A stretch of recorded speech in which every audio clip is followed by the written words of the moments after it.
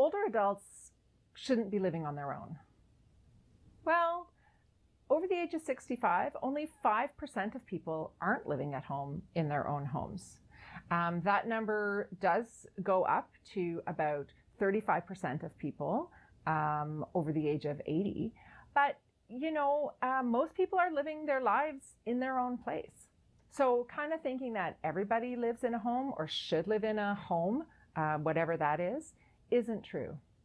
I'm really glad there are things like seniors' homes and even long-term care homes for people who need them. And some people do, but not all of those people are older. And usually going to live there is more related to a person's health issues and abilities rather than just their age.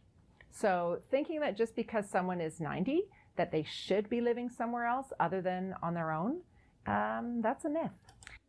I love this. I love this. This is a myth that just because you're older means that you need to go into a home. When I was younger, around my 20s, I used to live in Green Valley, Arizona, which is a retirement community. And I've seen people who were 70, 80, still playing pickleball, still going on hikes, still running more than I was. I remember a gym owner that I used to know. He asked me, he said, "Hey, do you want to go hiking?" I'm like, "Sure, let's go hiking." And he takes off. He's like in his 70s. He takes off. He starts jogging and we go up Madera Canyon and we're running and he is outpacing me. I mean, I'm in my 20s and this guy is really putting it in and he beats me to the top. I'm tired. We're trying to come down. And when I get home, I just lay on the floor and I don't do anything for the rest of the day. And he calls me the next day at the gym and says, "Hey, you coming in?" I'm like, "I don't think so, because you whooped my tail." So age is not really the indicator for health or for fitness.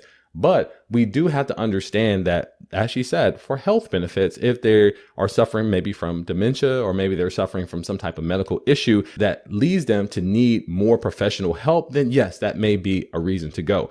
But once again, this video is about, should children take care of their parents? And I think taking care of your parents is also about understanding their needs. And most times, Asian adults want to stay in their home. They don't want to go to this foreign place. Think about this. They spent 30 years paying this mortgage, paying hundreds of thousands of dollars to have a place they call their own.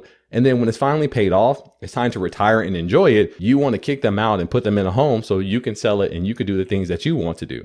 That's not fair. Anything that we could do to actually keep people in their homes is going to really improve their mental health because it's something that's familiar, something that they know, something that they understand. Now, if you're a child and trying to get rid of your responsibility, you may try to just kick them out into some type of home and then go on about your business because it's somebody else's responsibility. But once again, this is our responsibility. For some reason, the world has distracted us to make us think that getting money, traveling, having cars and houses and status is more important than developing your family unit. And that's the frustrating part for me as a financial advisor, because I know that we are better. You are stronger mentally and financially with a good family unit. Now I understand what if they're toxic and what if we don't get along and listen, you are going to have to work out those issues with your family. You're going to have to be the adult and say, "I don't think this is productive. I don't like the behavior. Let's work on ways to improve our relationship." Yeah, I understand there's a dynamic. There's a parent-child dynamic where many parents feel that the child cannot speak because I'm the parent and you're the child. I definitely understand that. But we still have to work toward it regardless of how we feel. Just like the crying baby I mentioned earlier in the video. Yes, we don't like getting up at 2 o'clock in the morning. No, we don't like sleeping at 3-hour intervals to wake up and feed you and change your diapers. But guess what? We do it. We may complain to our coworkers. We may talk to other parents to say, "I don't know if I can actually do this." But guess what? We get through it. So yes, these are tough conversations, but I think that we should have them as a family unit. As a financial advisor, this is going to build health, because you just throwing money at problems like, you know what, I'm just going to pay for a home, I'm just going to pay for some care, and I'm just going to wash my hands of it, is not going to help you internally and mentally when that person may pass away and you regret the time that you could have spent with them. Or they're in a home and you see them rapidly deteriorating because they don't have the love and support that they thought they were going to have when they truly need it.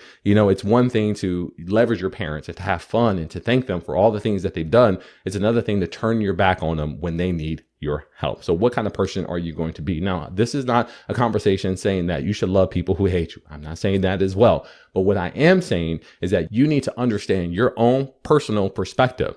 And you need to really evaluate, are you doing this because you don't love this person or you feel that you should not help?